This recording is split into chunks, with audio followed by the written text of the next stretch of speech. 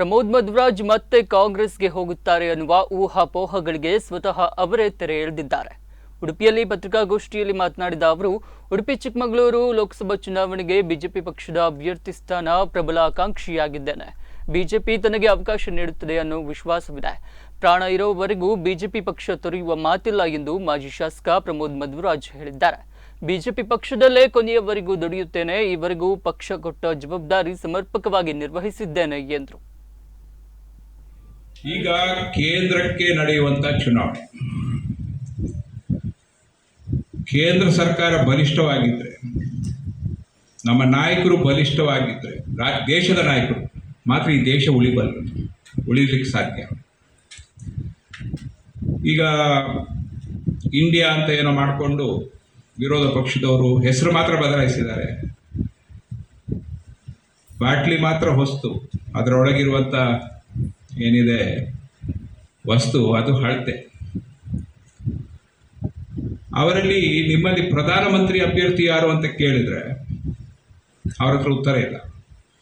ಒಂದು ವೇಳೆ ಅವರು ಪ್ರಧಾನಮಂತ್ರಿ ಅಭ್ಯರ್ಥಿ ಇಂಥವ್ರು ಅಂತ ಘೋಷಣೆ ಮಾಡಿದರೆ ಆ ಇಂಡಿಯಾ ಇರ್ತಕ್ಕಂಥ ಒಂದು ಇದಿದೆ ಅಲ್ಲ, ಒಕ್ಕೂಟ, ಅದು ಚೂರು ಚೂರಾಗಿ ಬಿದ್ದೋಗುತ್ತೆ, ಇವತ್ತೇ ಬಿದ್ದೋಗುತ್ತೆ.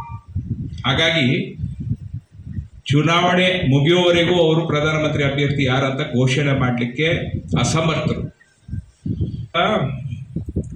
ನಾನು ಭಾರತೀಯ ಜನತಾ ಪಕ್ಷಕ್ಕೆ ಸೇರಿದ ಮೇಲೆ ಒಂದು ಕ್ಷಣವು ನನ್ನ ಮನಸ್ಸಿನಲ್ಲಿ ನಾನು ತಪ್ಪು ಮಾಡಿದೆ ಅಂತ ನನಗೆ ಅನಿಸಲೇ ಇಲ್ಲ, ಒಂದು ಕ್ಷಣವು. ಮತ್ತು ನಾನು ಇನ್ನೊಂದು ಸತ್ಯ ಹೇಳಬೇಕಾದ್ರೆ, ಉಡುಪಿ ಜಿಲ್ಲೆ, ದಕ್ಷಿಣ ಕನ್ನಡ ಜಿಲ್ಲೆಯಲ್ಲಿ ಉಳ್ಳಾಳ ಕ್ಷೇತ್ರ ಹೊರತುಪಡಿಸಿ ಪುತ್ತೂರು ಕ್ಷೇತ್ರದಲ್ಲಿ ಬಂಡಾಯ ಅಭ್ಯರ್ಥಿಯಿಂದಾಗಿ ಕಾಂಗ್ರೆಸ್ಸಲ್ಲಿ ಗೆದ್ದಿರ್ಬೋದು. ಇಲ್ಲದೆ ಹೋದರೆ ಉಡುಪಿ ಜಿಲ್ಲೆ ಮತ್ತು ದಕ್ಷಿಣ ಕನ್ನಡ ಜಿಲ್ಲೆಯಲ್ಲಿ ಇನ್ನು 20 ವರ್ಷ ಕಾಂಗ್ರೆಸ್ಸಿನ ಯಾವುದೇ MLA ಗೆದ್ದು ಬರಲಿಕ್ಕೆ ಸಾಧ್ಯ ಇಲ್ಲ. ಒಬ್ಬ ಕ್ಯಾಬಿನೆಟ್ ಮಂತ್ರಿ ಆಗಿದ್ದವ ಭಾರತೀಯ ಜನತಾ ಪಕ್ಷಕ್ಕೆ ಸೇರುವಾಗ ನಾನು ಯಾವುದೇ ಬೇಡಿಕೆಯನ್ನು ಇಟ್ಟಿಲ್ಲ. ಹಾಗಾಗಿ ಈಗ ಏನನ್ನೂ ಕೇಳ್ಬೋದು ನಾವು, ಯಾಕಂದರೆ ಬೇಡಿಕೆ ಇಟ್ಟಿಲ್ಲ. ಒಂದು ಯಾವ್ದಾದ್ರು ಬೇಡಿಕೆ ಇಟ್ಟಿದ್ರೆ ನೀನು ಇದನ್ನು ಕೇಳ್ಕೊಂಡು ಬಂದದ್ದು ಈಗ ಇದನ್ನು ಕೇಳ್ತೀಯ ಅಂತ ಕೇಳ್ಬೋದು. ಅದೇ ಆಕಾಂಕ್ಷಿ ಆಗಿರೋದ್ರಲ್ಲಿ ತಪ್ಪಿಲ್ಲ. ಜಿಲ್ಲಾ ಪಂಚಾಯತ್, ತಾಲೂಕು ಪಂಚಾಯತ್ ಚುನಾವಣೆ ಬರ್ತದೆ, ಗ್ರಾಮ ಪಂಚಾಯತ್ ಚುನಾವಣೆ ಬರ್ತದೆ, ಮುನ್ಸಿಪಾಲಿಟಿ ಚುನಾವಣೆ ಬರ್ತದೆ. ಬಿಜೆಪಿ ಕಾರ್ಯ ಬಹಳ ಸಂತೋಷದಿಂದ